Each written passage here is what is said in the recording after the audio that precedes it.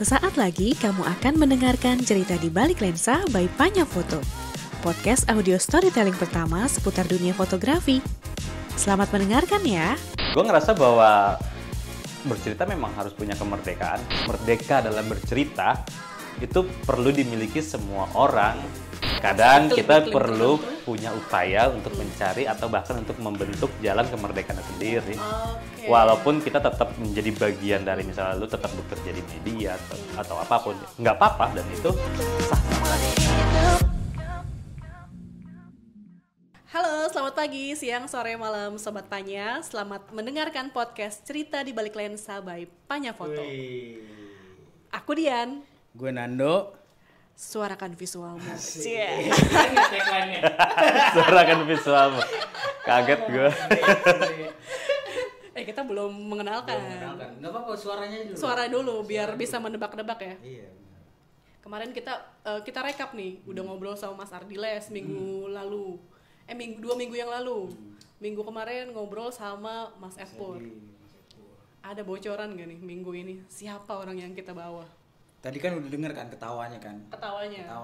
Dari ketawanya aja udah ganteng. Ganteng. Ya kan? Itu clue-nya ya kan?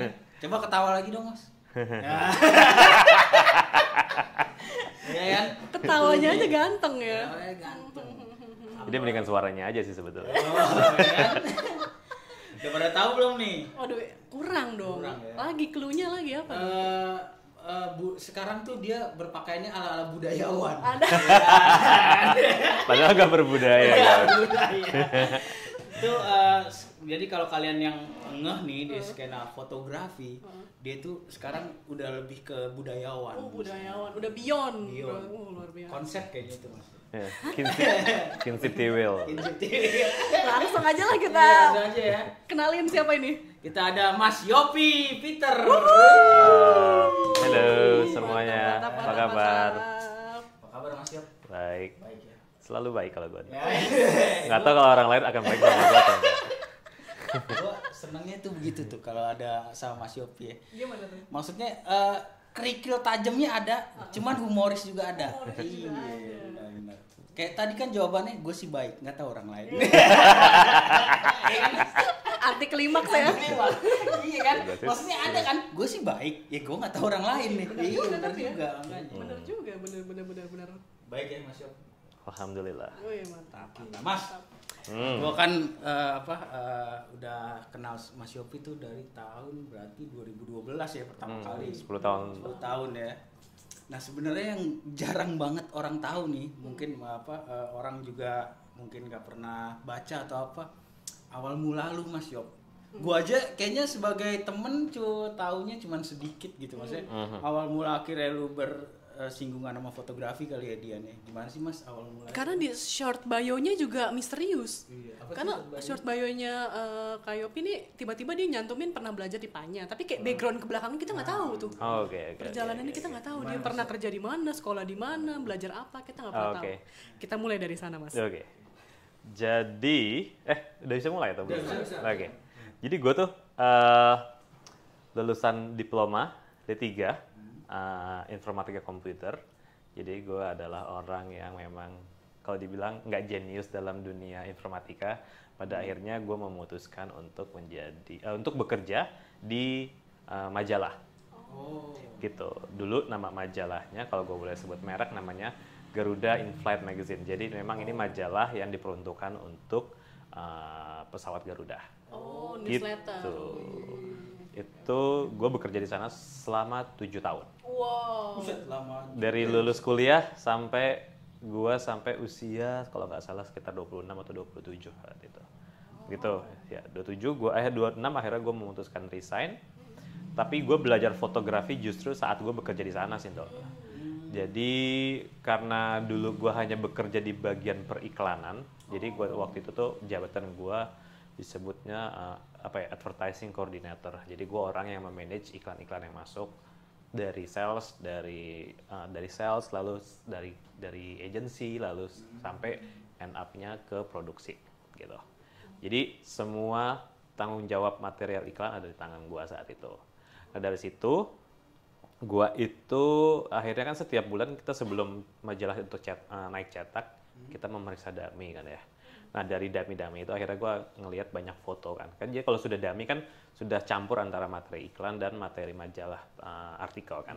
Dari situ gue ngelihat tuh banyak foto-foto kok kayaknya berfotografi seru ya gitu. Karena memang gue dari kecil gue tuh orang yang seneng gambar.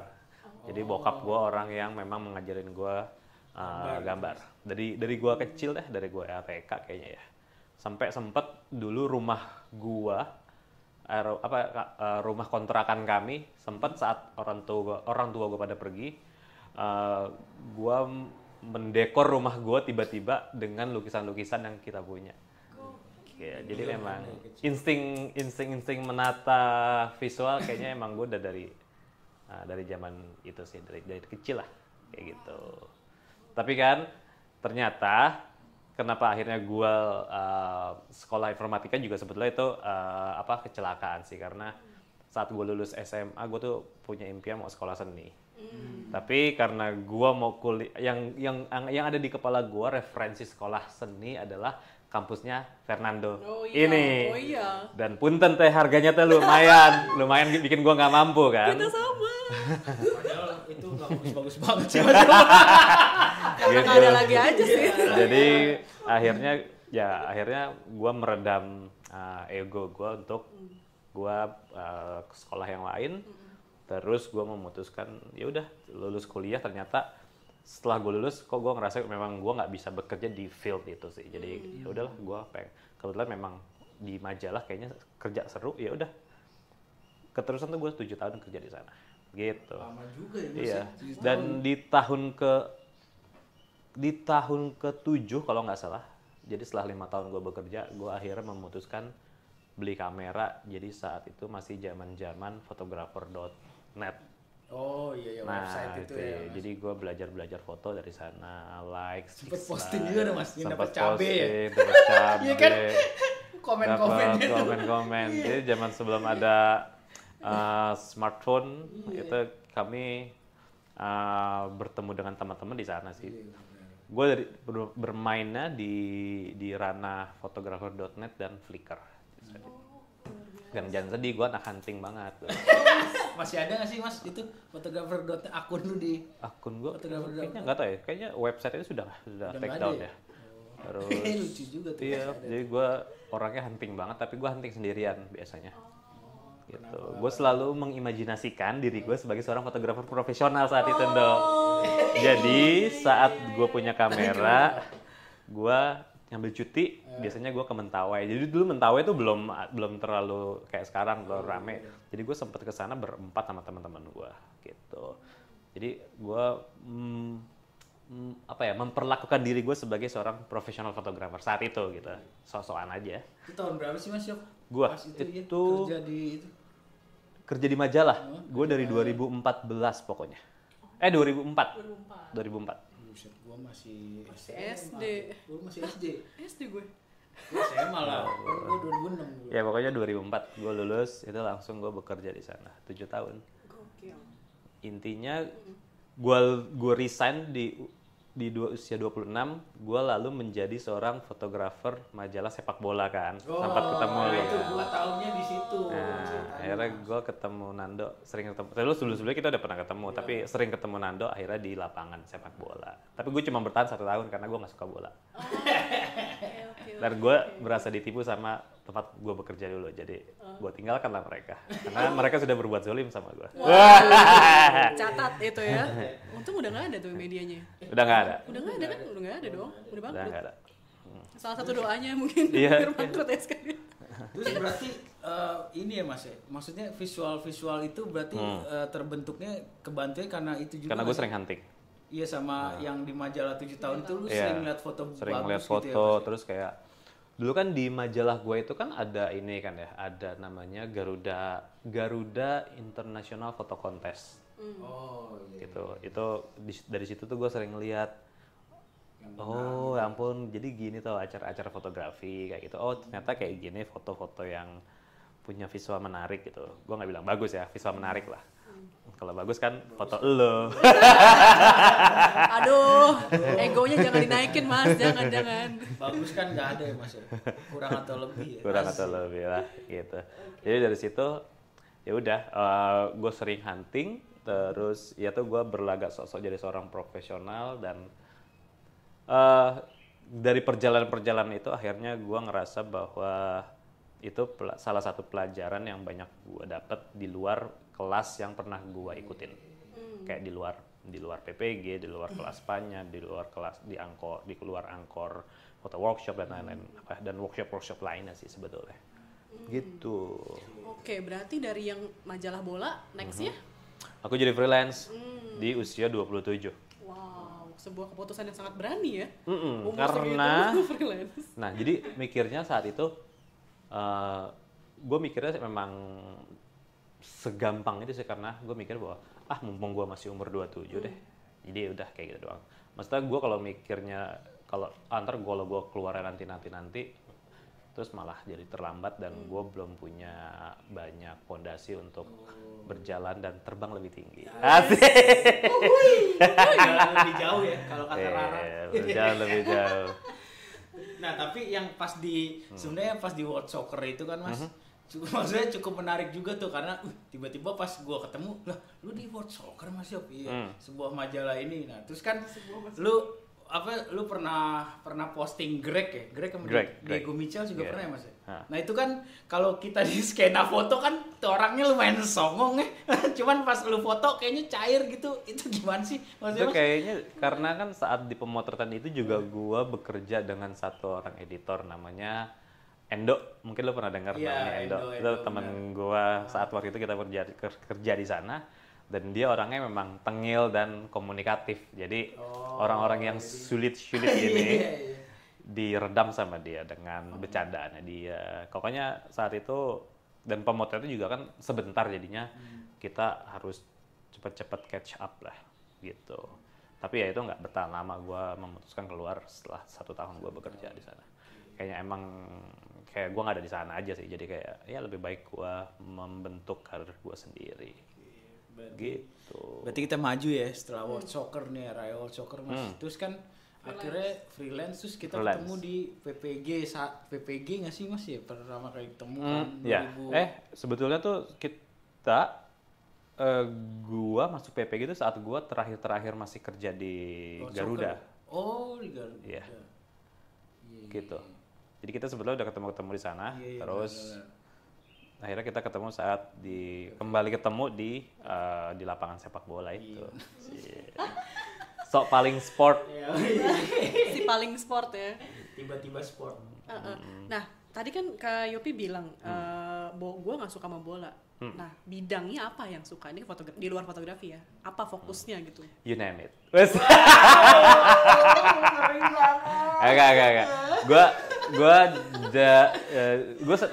Gue tuh orang yang senang dengan apa ya, tentang konteks sosial. Gue sangat senang ya. Pertama itu, kedua intinya sesuatu yang hal yang terkait dengan isu-isu sosial dan sosial politik kayak gitu. Tapi bukan politik yang praktis dalam artian seperti itu. Kalau yang politik praktis otomatis gue memang nggak akan tertarik gitu. Tapi kalau politik itu kan menurut gua ada bagian kebudayaan dan segala macam manusia di dalamnya, dan itu yang membuat gua tertarik sih. Jadi saat gua memulai karir di usia 27 saat itu, gua kebetulan sudah banyak foto-foto hasil hunting dulu nih. Jadi cara gua survive-nya bahkan gue membuat tulisan dari semua foto-foto yang sudah pernah gue bikin, lalu gue jual ke media-media gitu. Jadi gue memaksa diri gue tidak hanya menjadi seorang fotografer, tapi juga saat itu belajar menulis akhirnya. Jadi gue senang-senang aja sih saat itu gitu, karena kayak gue ngerasa bahwa itu kayak sekolah gue lah. Tapi ya itu kan kayak keputusan lo untuk resign, ya lo juga harus punya keputusan bagaimana lo bisa menghidupi diri lo sendiri kan. Itu deh. Mempersiapkan mental as a freelancer gimana sih Mas? Ya gue saat itu kebetulan memang saingannya memang belum begitu banyak, jadi beda zaman. Jadi ya gue punya ada beberapa privilege, bukan dalam artian gue banyak uang, bukan, tapi dalam artian ada privilege yang dimana gue bisa belajar banyak hal di sana. Dan akhirnya gue bisa membentuk karir gue di berbagai lini, tidak hanya menjadi seorang fotografer tapi juga ada kesempatan-kesempatan mengajar, ada kesempatan untuk menulis gitu. Jadi banyak hal yang akhirnya bisa gue coba. Itu buat gue sih itu adalah privilege ya. Gitu. Nah, waktu jadi freelance terus mencoba mengirim-ngirim ke media mana yang pertama kali menerima? Aduh, gue juga lupa medianya. Saking banyaknya. Saking banyaknya. Jadi satu karya itu bisa gue jual ke 5 atau 6 gitu. Dan ya setidaknya 3 atau 4 nyangkut kayak gitu-gitu sih. Gue bener-bener udah lupa sih nama medianya. Karena kayaknya nggak berkesan banget. Yang penting gue dapat bayaran terus gitu. Emang suka gitu mas. Iya, yang nggak berkesan suka dilupain. Oh, yang paling berkesan sih saat waktu itu kita ada beberapa fotografer teman-teman juga. Akhirnya kita dapat, karena yang paling bayarannya lumayan cuman si Destination, tempatnya Mas Christian yang pegang gitu. Jadi medianya dia yang saat itu lumayan ngasih kehidupan, memberikan nafas lah untuk beberapa bulan ke depannya, dan bisa melakukan banyak hal lain ya kayak gitu. Itu yang Tara Basro sama lu ke New Zealand ya, itu apa ke yang New silat? Zealand, terus ada yang silat, ada yang ke Maluku, kita ke 3 pulau gitu. Jadi kayak banyak hal lah. Ini agak maju sedikit ya mas. Bener nggak sih cerita legendaris nih kalau katanya lu lagi sarapan sama Tara Basro, terus dia giniin rambutnya, terus lu bermimpi kayak wah itu harus jadi istri gue deh. Kayaknya enggak sih dong. Enggak ya? Gue cuma bilang, gue melihat seumur-umurnya gue ngeliat artis adalah manusia saat dia bangun tidur sih kayak. Oh ya udahlah ya, dia sarapan bareng di depan gue kayak. Belekan juga lah. Ya belekan juga, terus kayak dan menariknya dia orang yang humble dan dia mau bawa barang dia sendiri, nggak menye-menye gitu kayak. Kita naik kendaraan umum dan segala macam ya dia santai-santai aja. Ya mungkin karena di Swiss kali ya. Tapi kan kayaknya dia emang kalau kemana-mana juga sering naik Gojek juga kan, gitu kan. Jadi kayak emang personality-nya emang santai lah dia.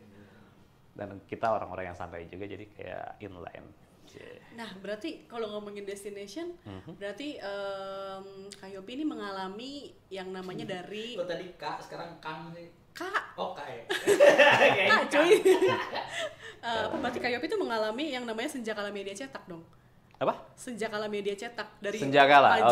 majalah yang Oh iya, gua mengalami banget. Bahkan drop jadi online doang tuh gimana tuh? Zaman ya itu gue mengalami banget sih ya, karena kan selama 7 tahun juga gue kerja di media ya. Majalah. Di media yang gue menghandle iklan dan gue tahu persis income pendapatan yang majalah diterima. Dari yang cuman sebulan 100 juta sampai majalah gue bisa nolak iklan karena udah kebanyakan duit. Itu Garuda apa yang? Garuda Inflat Magazine gitu. Nah, dari situ sih itu kan jaya-jayanya. Mungkin itu menurut gue itu adalah peak seasons-nya sih. Tapi ya perlahan ada sosial media muncul dalam bentuk mobile phone. Jadi itu kultur media kan pada akhirnya mengalami evolusi. Dan itu juga berpengaruh terhadap platform media ke depannya akhirnya gitu. Bahkan sampai saat ini banyak sekali media-media yang akhirnya memutuskan untuk tutup, tapi juga memutuskan untuk tetap membuka. Tetapi apa ya, itu jadi tantangan sih sebetulnya Sindo. Karena di media-media yang tersisa, gue kayak masih belum ngelihat media yang memang memiliki apa ya, karakteristik visual yang masih kuat, kayak pada akhirnya jadi kayak lemah di sana akhirnya gitu. Nggak tahu kenapa sih. Nah itu setelah dari kapal pesiar yang besar alias majalah kemudian jatuh gitu ya, kemudian ke online, Skoci apa yang disiapin sama Kak Yopi? Oh, Skoci untuk menyelamatkan hidup gitu. Skoci gue akhirnya memutuskan berenang ke pulau tanpa Skoci. Asik. Kan gue lagi apa? Udah mulai kayak budayawan. Apa itu Skoci? Iya, apa itu Skoci? Tidak butuh metafor dia. Berenang gue ke pulau, membangun rumah, membangun masyarakat, ya kan, kayak gitu. Jadi gue akhirnya membekali diri gue tidak hanya dalam konteks pengetahuan fotografinya saja, tapi juga hal-hal di luar non fotografi sih. Di luar fotografi. Jadi akhirnya pengetahuan non fotografi menurut gue juga menjadi salah satu pondasi gue bisa bekerja dan berkarir sampai detik ini gitu. Kayak gue belajar pitching, kayak gue belajar berkomunikasi dengan calon-calon klien kayak gitu. Itu menurut gue sebuah soft skill yang memang tidak ada sekolahnya. Mungkin ada sekolahnya ya, kayak personality school mungkin mengajarkan itu, tapi dalam artian saat lu bertemu dengan klien-klien yang real di depan mata lo, itu kan cerita yang berbeda sekali gitu. Dan menurut gue itu nggak ada textbooks-nya sih. Dan gue mempelajari itu secara naluri. Gue mengembangkan intuisi gue dengan membaca beberapa buku, lalu berteman dengan orang-orang yang tepat menurut gue sih. Gue nggak memilih teman, tapi gue melihat teman. Gue nggak memilih, sebenarnya milih sama. Ya intinya gue nggak memilih yang mau berteman sama gue akan temenin. Kalau gue merasa bahwa orang itu susah gue temenin, pasti akan gue deketin gitu. Tapi lama-lama mereka jadi teman gue dan mereka bangga jadi teman gue. Oh, iya. Gokil. Gak tahu sih bangga apa nggak, terpaksa. Balik lagi tetap. Ya kan? Kalau terus yang kayak soft skill gitu ya Mas ya. Sebenarnya skill. kan kayaknya menarik ya, karena di era sekarang ternyata pitching apa segala macam itu ternyata yang paling maksudnya lumayan perlu ya gitu. Terus kan Perlu sih. lu bilang dibangunin dari intuisi, itu kira-kira prosesnya panjang apa gimana sih? Kira bisa Ya, gitu. panjang sih Dok. Bahkan ya contohnya sederhana aja. Gimana gue bisa belajar bahasa Inggris gitu ya. Ini gue kasih lagi tips nih. Gue belajar bahasa Inggris itu memang kalau dari course kan ada. Tapi dalam artian gue biasanya akan membaca secara oral. Itu teks-teks, misalnya teks-teks di majalah, teks-teks di koran, itu gue membaca secara oral. Jadi ya gue baca aja tapi dengan ngomong, nggak baca secara diam dalam hati gitu. Nah itu kayak mempengaruhi kayak kepala gue, walaupun pada akhirnya brain switch akan selalu terjadi saat kita ngobrol dengan native speakers gitu. Jadi dari situ menurut gue kita sebenarnya kayak punya cara bertahannya masing-masing sih menurut gue. Jadi jangan pernah takut dan kayaknya lu harus percaya sama diri lu ya. Berarti lumayan ngebantu tuh ya baca bahasa Inggris. Kalau gue, tapi nggak tahu orang lain ya. Itu kan metode yang gue yakini karena memang kursus bahasa kan memang mahal kan ya. Jadi kayak makanya secara oral tadi. secara oral. Lu kok ketawa sih denger oral? Enggak, lu nggak ketawa ya? Kita biasa aja dong. Biasa tadi gitu. Tapi ini dari tadi nih ada benang merah yang sama nih. Maksudnya tadi mau sekolah seni nggak ada budget, bahasa Inggris nggak ada budget, tapi justru dari nggak ada jadi bisa dan beyond gitu, bahkan jadi pengajar. Itu bener-bener apa tuh maksudnya, semangat apa sih yang bikin iya gitu, pokoknya gue harus bisa gitu, harus ibaratnya sama lah sama teman-teman yang kuliah seni ibaratnya, atau kuliah bisa lancar berbahasa Inggris dan lain-lain. Apa emosi apa yang bisa motivasi kuat apa gitu? Agak bingung sih kalau gue ditanya kayak gitu ya, tapi dalam artian karena gue belajar bahwa akses pendidikan menjadi hal yang sangat penting ya. Jadi sebenarnya tidak hanya itu ya, bahkan saat itu gue baru mau menggeluti dunia visual storytelling aja, gue mencari sekolahnya susah gitu. Saat gue main ke Adorama, gue inget banget Adorama Kemang, mau cuci foto, tiba-tiba gue ngeliat ada satu katalog atau brosur ya, gue lupa, brosur tentang sekolah visual storytelling di Panya Foto Institute. Gue inget banget. Itu, Mas? Aduh, 2010 kali ya? kayaknya enggak dong. 2008, 2009. 2008. Oh, Ya. udah ada tuh ya istilah itu ya, Udah. Mas? Jadi saat itu wah tertarik nih gitu, karena pengen lah gitu. Di luar sekolah jurnalistik Antara ada yang beda sekolah gitu yang ya, lainnya gitu, dan itu kan saat itu juga memang pilihan belum terlalu banyak ya. Jadi gue memutuskan ya udahlah, gue cari-cari informasi tentang Panya. Saat di tengah-tengah mencari informasi dengan Panya, gue dihubungi oleh orang Panya yang saat itu masih Mas Rifa. Oh iya. Akhirnya kita dihubungin gara-gara gue pernah menang lomba Binus Photo Awards kalau nggak salah. tahun 2009. 2009. Kayaknya Apaan tuh? 2009. Foto apa tuh Mas? Aduh, Lupa. juga gue. Itu kayak foto anak kecil yang ada di dalam air gitu sih. Gitu. Nah dari situ tuh akhirnya kayak bagaimana gue bertemu dengan orang-orang ini kayaknya sih apa ya? Mungkin karena kalau lu baik sama orang kayaknya Emang udah ini kayaknya. emang Udah dunia akan jalurnya baik sama ya, lu maksudnya, kali ya. iya. Gitu. Apa ya kalau kita bilang tuh bukan sedivisi, apa sih? Sesirkel. Sefrekuensi. Ya, sefrekuensi benar. Iya, mungkin gara-gara itu sih yang menurut gua bisa membawa gua ke sana. Dan dari situ menurut gua kenapa edukasi menjadi hal yang sangat penting.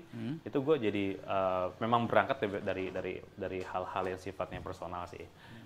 Gua nggak bisa sekolah seni, gua untuk kursus gua lebih milih kursus atau beli alat dan segala macamnya kayak gitu kan. Itu juga terbagi Mas. Itu kan ada konsentrasi konsentrasi.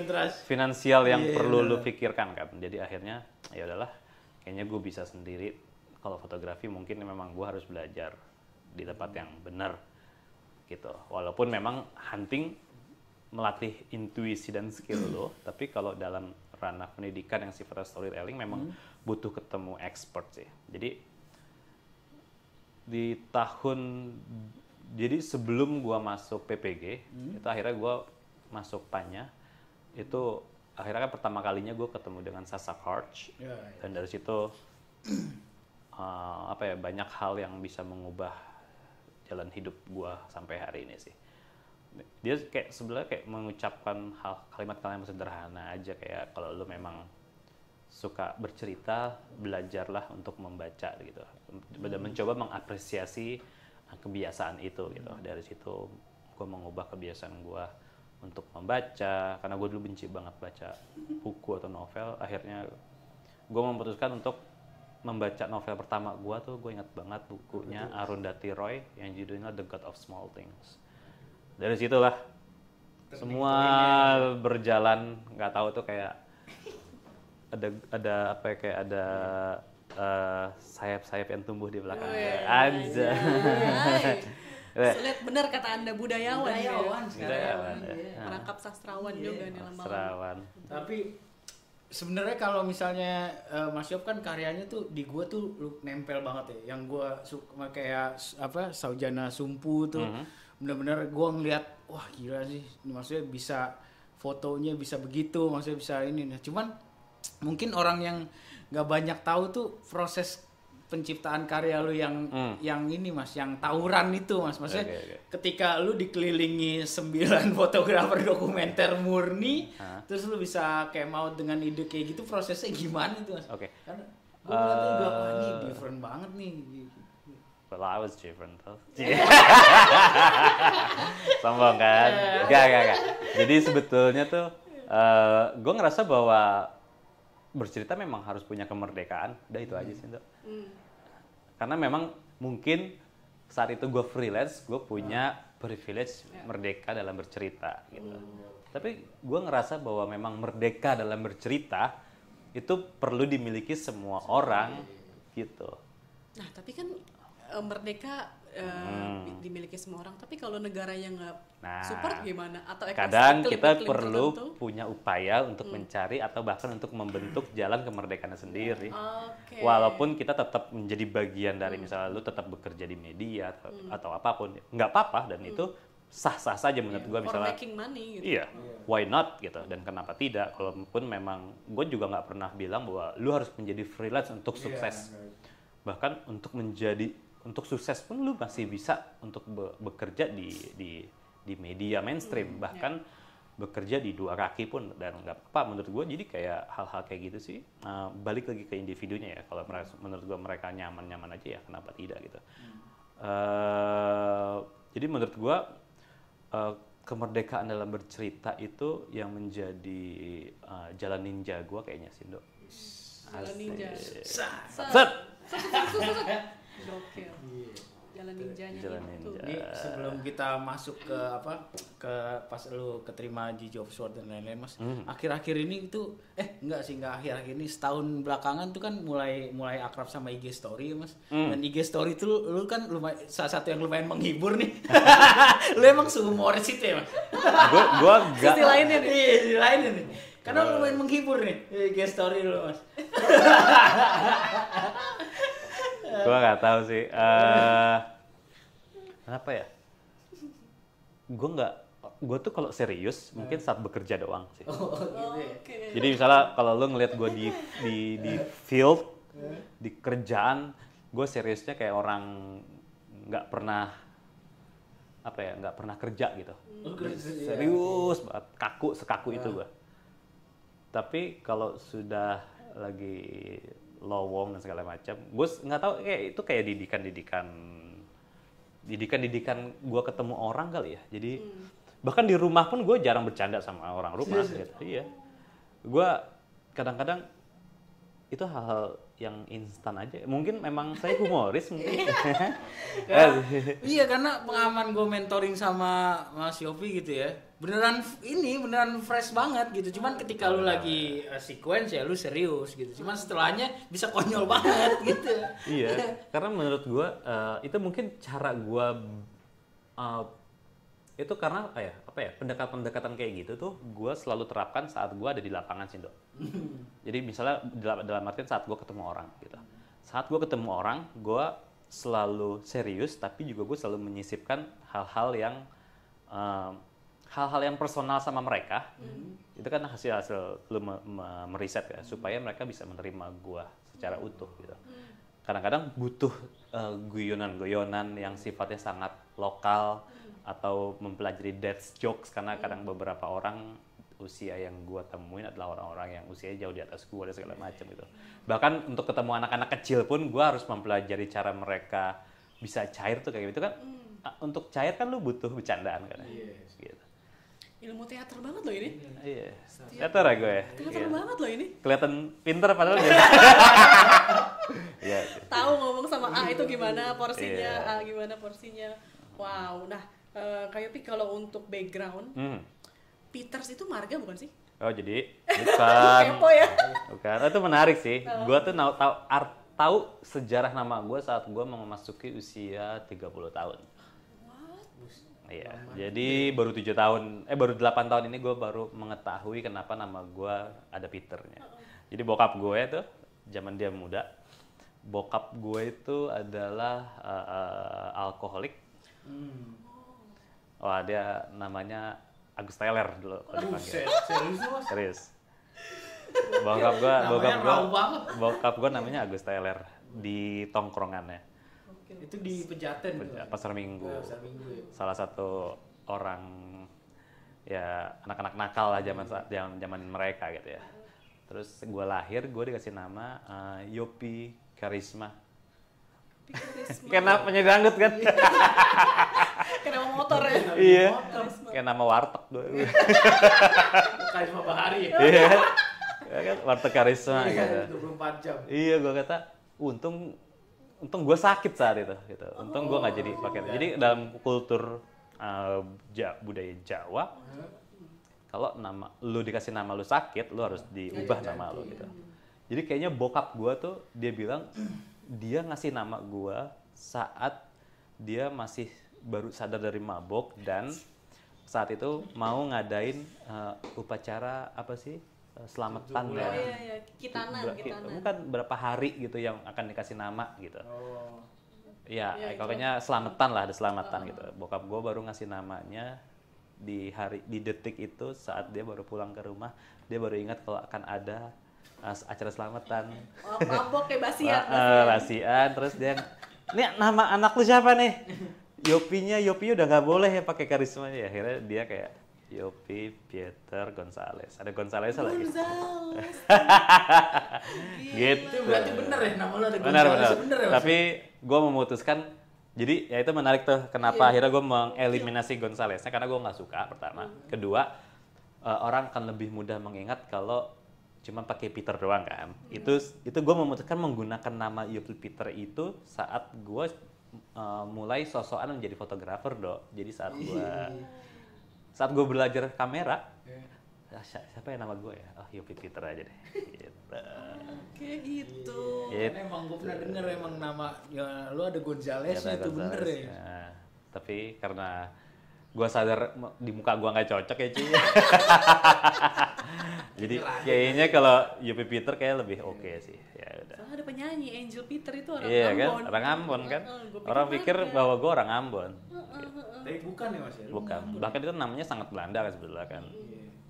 Dua-duanya sangat Belanda sekali. Orang malah mikirnya gue ada keturunan Belanda, padahal enggak. Tapi nggak tahu, mungkin kalau kakek gue ada turunan bisa jadi sih. Kalau kakek gue sangat cakep dan ganteng, gue juga bingung. Oke. Putih, hidungnya mancung kayak gitu. Gue dapat klan-klan Voldemort, ya. Hidung pesek, flat nose kayak kucing-kucing Persia. Oke lah, darahnya nggak ada tapi kan dapat Erasmus Oh, fellowship. iya, Mungkin ke iya. situ tuh arahnya. Iya, mungkin itu yang menarik ya, karena dari situ gue justru belajar fotografi banyak ada di sana kayak fellowship, terus Amsterdam, lalu Upstart Masterclass gitu. Ya semuanya ada di sana sih, kayak sebagai salah satu jalan hidup. Mungkin bisa jadi beberapa tahun lagi gue nggak berkarir di Indonesia, siapa tahu. Amin. Siapa tuh di mana gue nggak tahu sih siapa tuh di Kan mana. kalau kita nanti keluar negeri bisa ngubungin lu. Oh iya, Mas hubungin Yop minum aja. dong gitu. Oh, Dok, di sini air gratis di keran bisa diminum. Terus nah pas di Erasmus nih Mas, setelah era Panya kan dapat fellowship kan. Terus pas lu cerita itu emang bener ya Mas? Apa yang story lu yang cure itu lu karena emang putus cinta apa Iya, emang gue putus galau cinta. emang Gue putus cinta, terus kebetulan mantan gue pernah sekolah di bukan di Amsterdam, di kota apa gitu. Dari situ gue pernah ketemu, akhirnya gue memutuskan untuk ketemu mantannya dia juga gitu. nggak apa-apa tuh. Ya nggak apa-apa juga. Gue ngelihat kamarnya, kos-kosannya dia dulu gimana, terus teman-temannya seperti apa, dan akhirnya kan dari cerita itu gue kayak ngelihat bahwa memang, karena kan konsep cure yang di project gue itu adalah relasi baru akan tumbuh, hubungan baru akan tumbuh saat ada respect di antara kedua orang tersebut gitu, atau ya di antara relationship itu sih. Jadi misalnya akhirnya gue mau bertemu dengan orang-orang yang punya relasi sama tubuhnya. Ya, gue ketemu transpuan di sana, transpuan yang dia memutuskan menjadi transpuan saat anaknya sudah umur 14 tahun gitu. Terus ketemu dengan cewek di bar umur 55 yang ngedeketin gua, terus dia bilang dia merasa kesepian dan segala macam, kayak akhirnya dia memutuskan terbang dari Australia ke Amsterdam cuma untuk have fun aja gitu. Terus itu kan cara dia respect sama dirinya ya. Terus ketemu dengan orang-orang yang ada orang yang dia cuma ngasih makan burung merpati setiap sore untuk lalu dia kayak jalan beberapa kilometer dari rumahnya kayak gitu. Jadi banyak hal konsep-konsep respect yang pada akhirnya menjadi guide gua untuk bahwa cure itu bisa ditemukan dimanapun, seperti itu sih. Jadi respect ya sebetulnya adalah pondasi yang paling penting gitu. Bahkan mungkin saat kita putus pun ya itu memang dilandasi oleh rasa hormat kita sama diri kita atau sama dia atau ya jalan hidupnya aja sih, gitu sih. Mungkin kalau anak sekarang tuh healing ya. Healing. Hilang Dan healing. Healing. Dan howling. Tapi ngomongin soal tadi yang transpuan tuh menarik banget sih. Maksudnya nggak banyak fotografer Indonesia yang mengangkat itu gitu di tengah iklim Indonesia yang lumayan anti kan? Ya, antipati.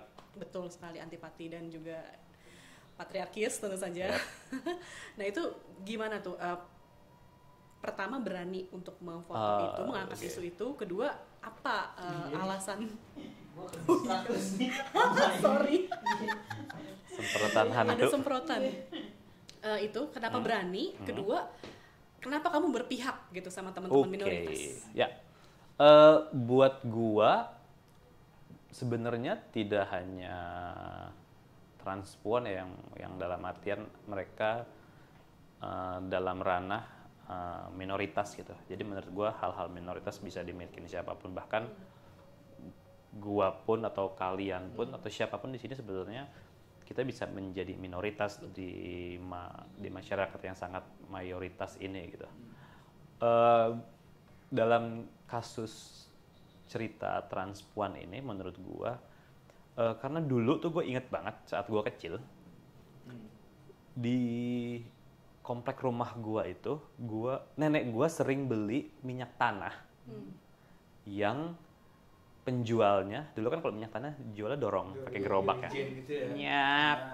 nyap gitu. Jualnya pakai gerobak, yang jual adalah transpuan. Wow.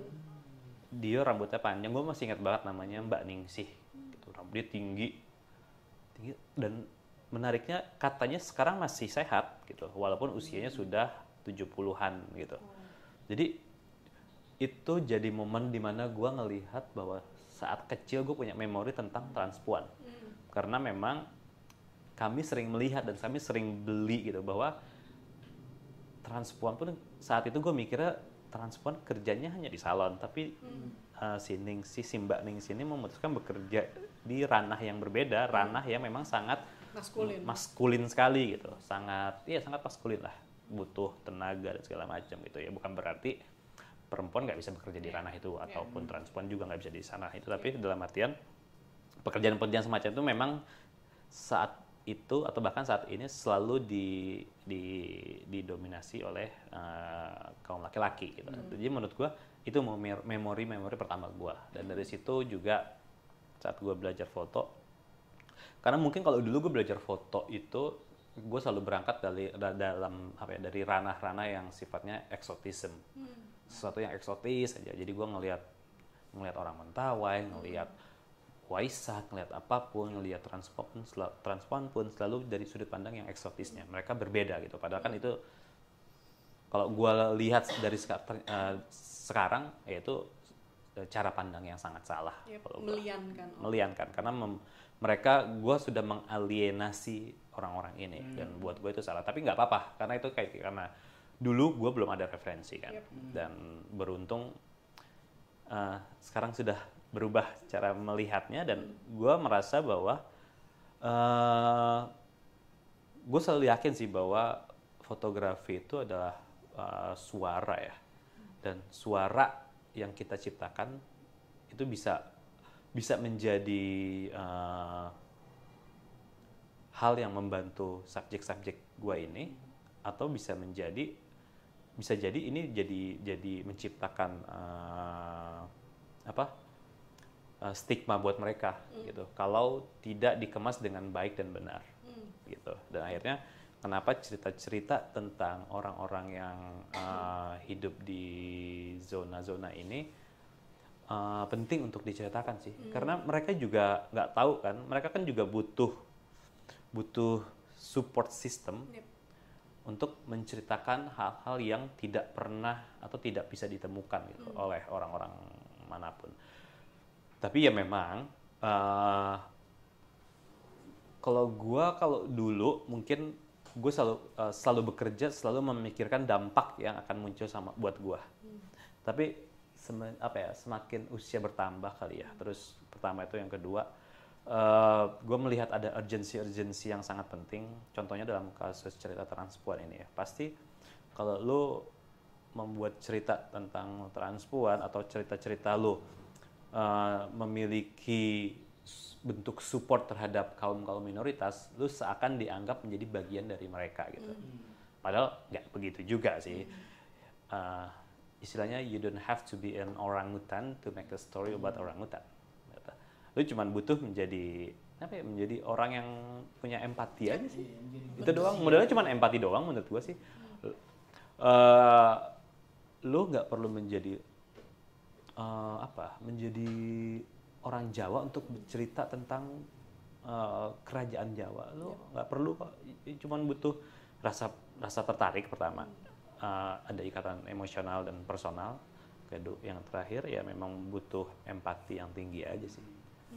Gitu. Oke. Nah, tapi menurutku selain empati juga perlu pendekatan yang inklusif gitu. Ya. Misalkan aku dulu pernah nulis untuk bukunya nulis bareng-bareng Aliansi Masyarakat Adat. Jadi untuk menuliskan mereka, kami itu nulisnya bareng. Iya. Menulis bareng, kolaborasi gitu. Jadi bukan perspektif aku yang menatap mereka, tapi perspektif kita bersama gitu. Jadi aku lebih ke editornya sih, tapi aku juga menulis gitu.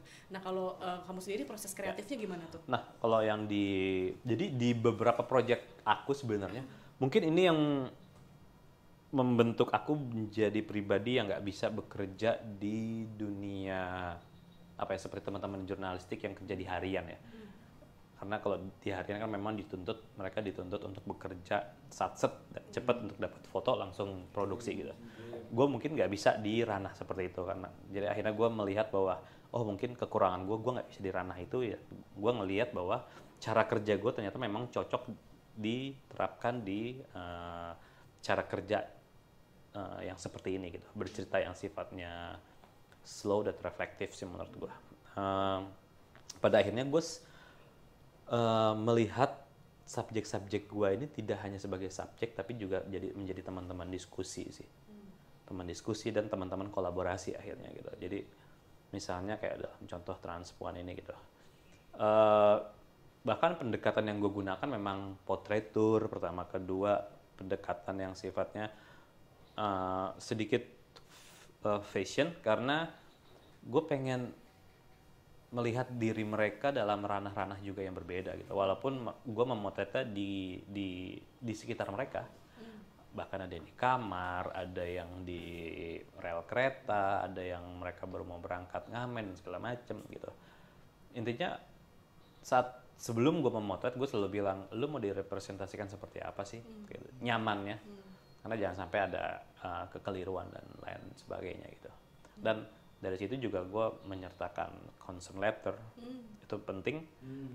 Jadi ada bukti bahwa kami memang bersepakat seperti ini gitu. Jadi apa ya, ada layer-layer yang sifatnya sangat teknis dan harus disiplin sama dokumen terkait sih. Itu jadi penting ya menurutku. Dan subjek-subjekku ya akhirnya ya mereka adalah rekan-rekan kolaborasi sih. Itu aja. Oke, nah sebelum ke concern letter tadi Kak Yofi, maksudnya sebelum mereka mau menandatangani, pasti kan harus ada. Misalkan aku transpuannya gitu, aku merasa minoritas dan aku terancam kalau keberadaanku dituliskan gitu. Sebelum aku menandatanganinya, bagaimana caranya Kak Yofi membuat dia percaya dan nyaman untuk diceritakan? Ya. Nah, jadi biasanya gua itu datang dengan kejujuran 1000%. Gue bilang tujuannya apa, goal dari proyek ini apa, kalian mau menerima atau enggak. Kalau mereka menolak, ya nggak apa-apa juga gitu gue bilang. Gue nggak mau dari publikasi ini misalnya orang tua lu jadi tahu lu sekarang di ranah seperti ini gitu, atau kalaupun mereka mau tapi ada yang bilang tapi muka aku nggak kelihatan, ya nggak apa-apa juga gitu. Karena dalam artian project kita ini jangan sampai membentuk stigma baru sih. Pertama, kedua, jadikan project kita sebagai safe space buat mereka bercerita, dan itu memang sebuah kerja keras atau mungkin skill khusus ya, bagaimana bisa meyakinkan subjek-subjek ini akan aman sebetulnya gitu. Bahkan di project-project yang transpuan pun sebenarnya kalau dikumpulin semua potretnya itu ada yang mukanya memang nggak kelihatan, ada yang dia menghadap ke belakang, ada yang cuman wig-nya aja yang gua foto gitu. Karena ya yang penting dari benda-benda tersebut bisa menceritakan kisah personal mereka gitu. Jadi bahkan ada yang namanya disamarin kayak gitu. Jadi ya tergantung permintaan mereka masing-masing sih, kesepakatan sih sebenarnya. Dan gue selalu meyakinkan bahwa kalau lu memang nggak bersedia, gue nggak akan melakukannya. Wow, itu nggak ada di buku tuh. There is no. Nggak ada teorinya itu. Theoretical. Nah, terus misalnya apa?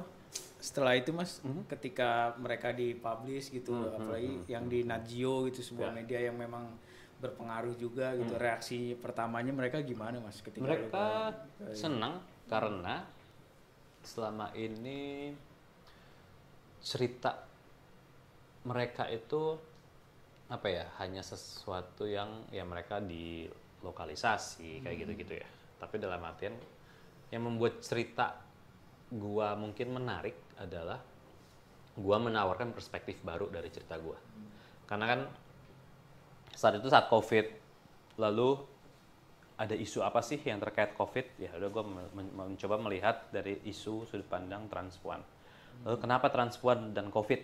Oh ternyata di Jakarta contohnya dari 2.300 individu transpuan ada 70% itu mereka nggak punya KTP. Betul. Nggak bisa divaksin. Can you imagine if you don't have that kind of paper, lo nggak akan bisa mengakses banyak hal. Betul. Kesehatan, Betul. bantuan pemerintah, Bansos gitu-gitu ya. banyak hal lah. Dan itu kayak efek domino gitu. Dan itu jadi kayak ya itu cerita yang mungkin punya relevansi dengan banyak orang. Ternyata dari terima kasih terhadap COVID, akhirnya permasalahan KTP di komunitas transpuan akhirnya setelah ada beberapa publikasi dalam artian, gue nggak bilang gara-gara project gue pemerintah memutuskan membuka akses gitu, tapi dalam artian bisa jadi project gue dan project orang lainnya yang muncul bersamaan kayak memberi sentilan-sentilan ke orang-orang yang memiliki kebijakan gitu. Akhirnya di bulan, kalau nggak salah di bulan Mei 2021 akhirnya pemerintah Indonesia membuka akses terhadap teman-teman transpuan untuk bisa mengakses KTP. Walaupun secara prakteknya di lapangan ya tetap aja ada batu kerikil-kerikil. Itu buat gue sih wajar karena ya mungkin mereka juga memiliki trauma-trauma tertentu ya untuk bisa mengakses itu. Ya itu balik lagi pada akhirnya kekuatan komunitas lah yang akhirnya bisa memfasilitasi mereka gitu. Jadi dari project itu pun ya, setelah project itu selesai di 2020, gue memutuskan untuk melanjutkan projectnya lagi, dan gue pergi ke Jogja ketemu transpuan yang lainnya yang memang mereka usianya lansia gitu. Dan itu juga ketemu cerita-cerita yang menurut gue cukup sangat menarik sih, bukan cukup menarik bahkan sangat menarik. Gue ketemu transpuan yang lansia yang usia 70 baru dapat KTP. Oh my god. Ada yang akhirnya meninggal KTP-nya baru keluar. Itu kayak wow, banyak banget layer-layer di ranah-ranah dokumen penting ini yang pada akhirnya luput dari perhatian pemerintah begitu. Jadi menurut gue sih ya di Indonesia memang penuh tantangan lu menceritakan orang-orang yang hidup di ranah di layer-layer ini, tapi bukan berarti lu tidak bisa menceritakannya gitu. Kayak yang gue lagi pameran ini aja yang kasus kusta ini. Ini kan cerita-cerita semacam ini mungkin nggak pernah muncul di media-media mainstream ya, karena seperti kita tahu kalau di pulau tersebut di Sumba itu kan memang dikonsentrasikan untuk pariwisata dan segala macam ya. Mungkin hanya asumsi gue, akhirnya angka-angka orang yang memiliki kusta akhirnya sangat rendah gitu. Bahkan gue ngecek di datanya Dinas Kesehatan, Kementerian Kesehatan di BPS itu hanya 3 orang di tahun 2021. But in fact itu dari data yang dimiliki Sumba Foundation aja, dari orang-orang yang cuma datang, bukan dia nggak melakukan ke masyarakatnya ya, beda. Mereka orang-orang ini datang yang punya keluhan penyakit kulit itu ditemukan 28 orang. Lo bisa bayangkan kalau itu dilakukan ada parachute pendataan ke semua masyarakat, mungkin ada 1.000 orang kali. Wow. Gitu. Jadi itu masih pameran ya masih pameran sampai tanggal 20 November, tapi kayaknya Sudah kalau kalian mau ngelihat detailnya sebenarnya ada di website-nya sih. Apa tuh website-nya, Mas? Website-nya punten, gue cek dulu namanya. Namanya agak panjang. Oh, bukan yoviviter.com. Bukan. Itu kayaknya personal itu. Personal itu. Portfolio personal. Ntar gue cek dulu. Wah, menarik banget ya. Bisa dibilang ini fotografi sebagai medium advokasi nggak sih kalau kayak gini? Bisa dong. Bisa ya. invisibleburdenofleprosy.com. Oke, dicatat ya, Sobat Panya ya. Langsung aja kunjungi website ya. Nggak bisa cek di IG juga kali Mas ya? Ada di IG gue. Panjang kan itu website-nya kan. Gitu, jadi bisa dicek. Ya sih, gue selalu ngerasa bahwa tadi apa pertanyaanmu yang fotografi for advocacy. Yes. Ya, buat gue sih itu adalah bentuk-bentuk advokasi ya. Ya advokasi bukan berarti lu masuk ke persidangan dan atau memimpin demonstrasi dan segala macam, enggak sih. Dalam artian bagaimana lu bisa membuka akses informasi yang sudah lu dapatkan, bentuk-bentuk hasil investigasi, karena visual adalah bentuk-bentuk investigasi ya. Itu ke masyarakat, tidak hanya ke masyarakat tapi juga ke pemerintahan dan segala macam untuk menghasilkan satu gagasan yang bisa mengubah hidup orang-orang ini menjadi lebih baik gitu. Ya, itu photography for change. Wow. Fotografi perubahan tuh Mas. Iya. Ya, walaupun beberapa orang merasa skeptis dengan term semacam itu, ya nggak apa-apa juga gitu. Tapi kalau gua masih ini sih, masih ada sih hal-hal kayak gitu. Terus setelah kita selesai sama itu ya Mas, nah kan lu ini kan ada di Arkademi kan, terus juga di Panya juga ada gitu, terus di Cerita Dari Timur ikutan nggak sih Mas?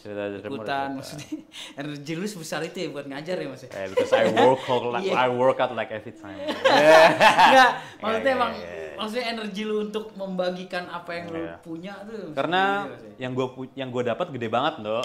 Jadi gue harus bagi-bagiin. Itu amal kan. Iya, luar Biar biasa. kalau gue nanti meninggal satu saat, gue yang doain gue banyak. Benar-benar.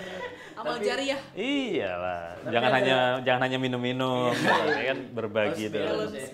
Pengetahuan itu kan amal. Betul. Iqra. Asik. Waduh, gak nyangka. Baca. Sombong ya. Terus ada ini nggak Mas? Ada apa? Ada bedanya nggak sih kalau ketika lu menghadapi yang Arkademi Project, terus lu ngajar anak-anak dari timur Dari yang timur. di ini, terus di kita juga ada di PFT nih yang YOT nih yang serba absurd, terus lu masuk lagi di apa Filter Talent yang emang udah terbentuk gitu. Ada yang PPG lagi. Iya, PPG lagi yang emang jurnalisme. Itu beda sih, gitu. beda banget. Treatmentnya tuh untuk membedakan mereka-mereka. Gak tahu ya. Kadang kalau gue kerja tergantung environmentnya sih. Kalau environmentnya mendukung gue untuk serius, gue akan serius. Tapi kalau misalnya kalau di Arka, memang anak-anaknya pada bercanda kan ya. Jadi di sana ya bercanda gitu. Deliver knowledge-nya dengan bercanda. Kalau di Panya deliver knowledge-nya dengan serius gitu. Jadi ya buat gue nggak apa-apa juga di dua-duanya gitu.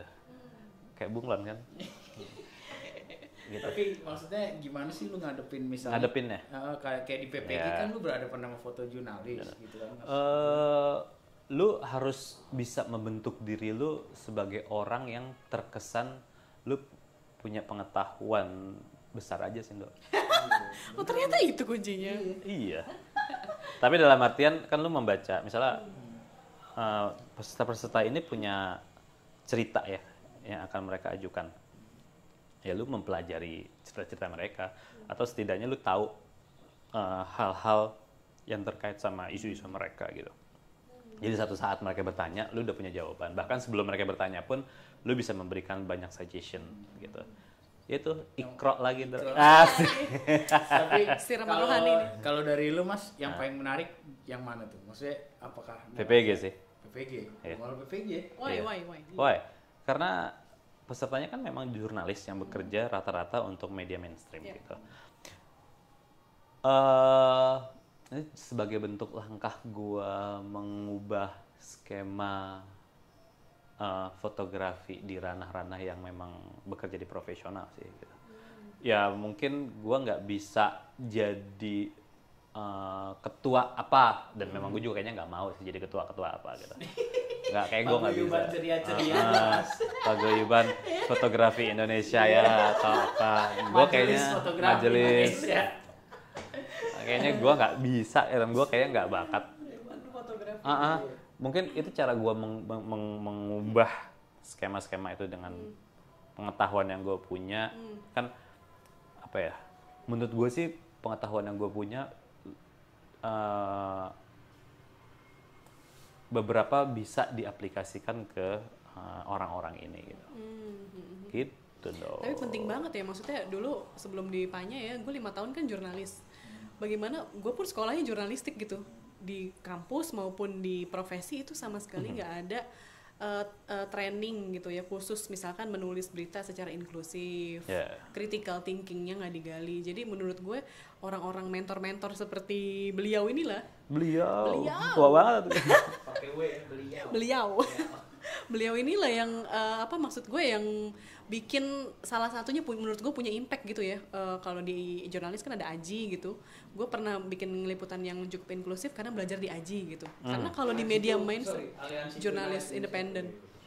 Nah kalau gue ngikutin arus media gue doang, nggak akan gue bisa nulis berita seinklusif itu. Jadi butuh orang-orang seperti Mas Yopi. Ya mungkin juga karena gue kan memang nggak ada ikatan dengan ini ya, dengan instansi tertentu istilahnya gitu.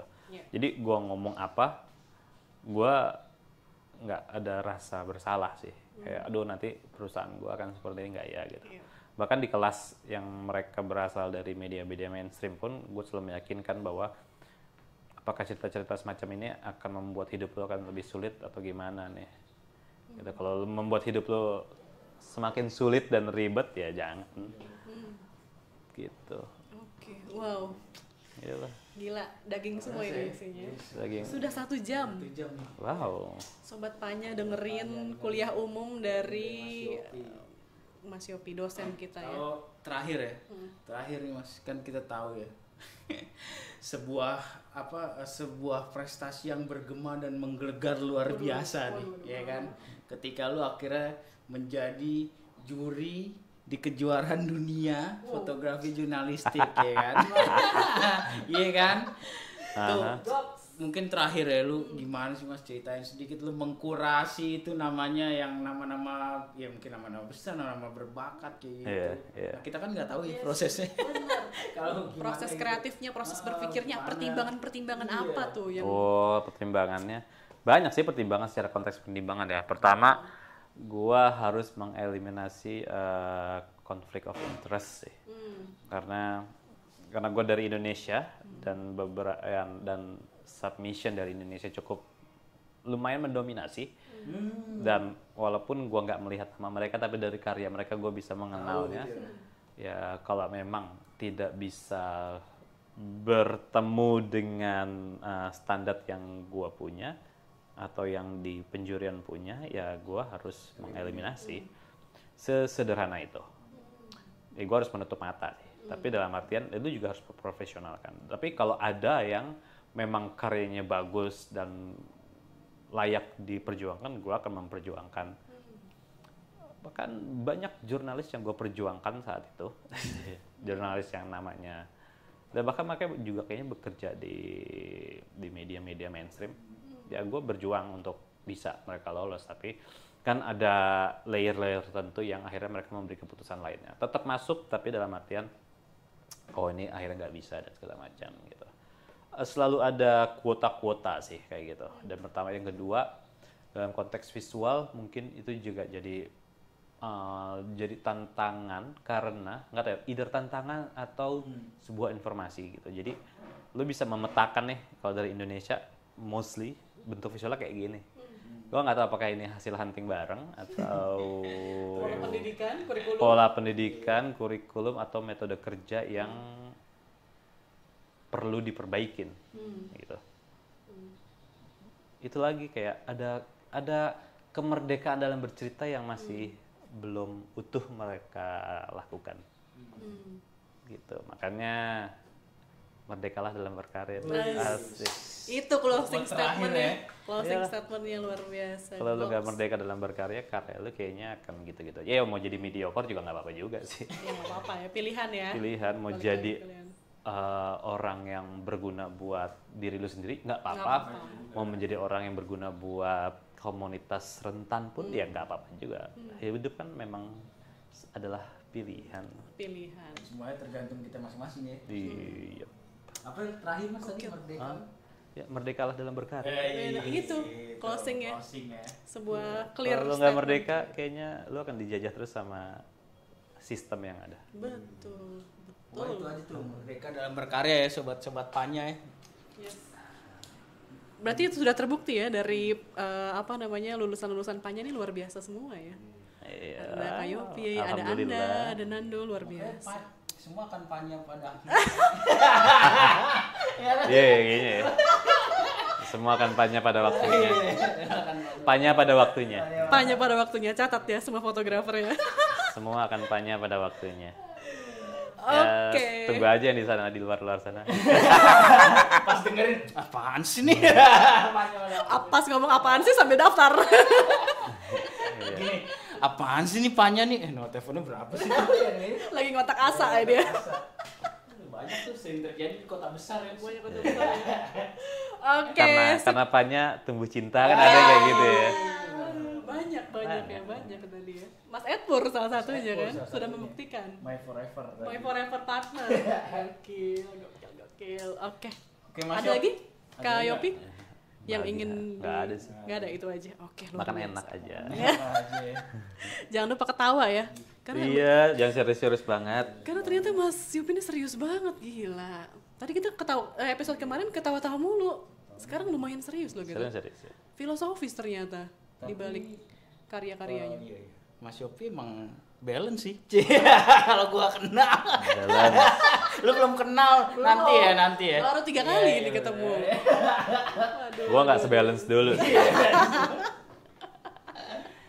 Oke, Sobat Panya, thank you banget udah dengerin cerita di balik apa? Cerita di balik lensa tentu saja by Panya Foto.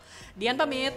Nando pamit. Sampai ketemu di episode selanjutnya. Dadah. Bye.